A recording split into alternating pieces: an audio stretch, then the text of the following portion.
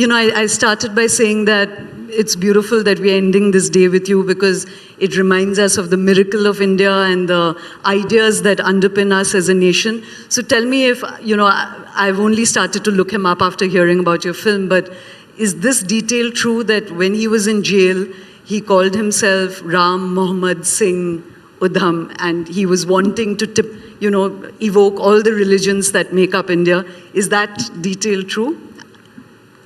Yes.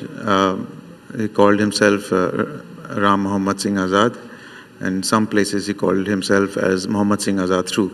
So he was, I think that was a kind of a message that I think he was trying to give. But yes, you're right that he called himself as Ram Mohammad Singh Azad. So, both of you are talking about this spirit and the ideas that you've tried to animate through his character. So, and you said you were fascinated by Bhagat Singh. So, tell us about what was it about them that attracted you so much?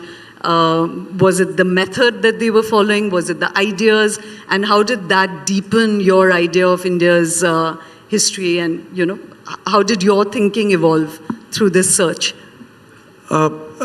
Well, as I said, that, a revolutionary is, we always see them as an heroic, personality, and we make them Superman. But the heroism, to me, is a little, I see it a little differently. To me, heroism is doing the right thing and at the right time, possibly, rather than not doing it. So I think I consider the heroism, and what you do is that as people are not aware of what these people were actually doing on the sideline, on a peripheral level, they were actually underground, they were called as underground rebels.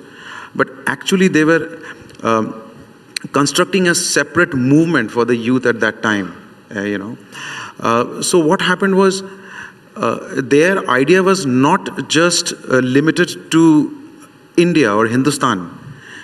They were wanting to liberate the entire world, possibly. That's what their idea was. So that fascinated me.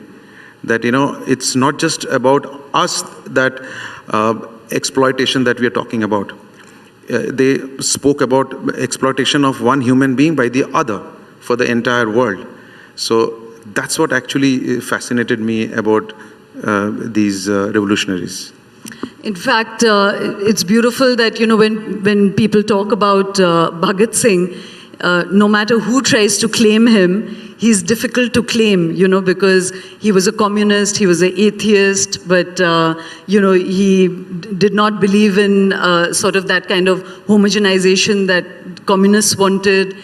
So Hindus find it hard to claim him because he's an atheist. Sikhs find it hard to claim him. Everyone, wants a piece of him, but nobody can say that he belonged to them, and that was wonderful about these guys.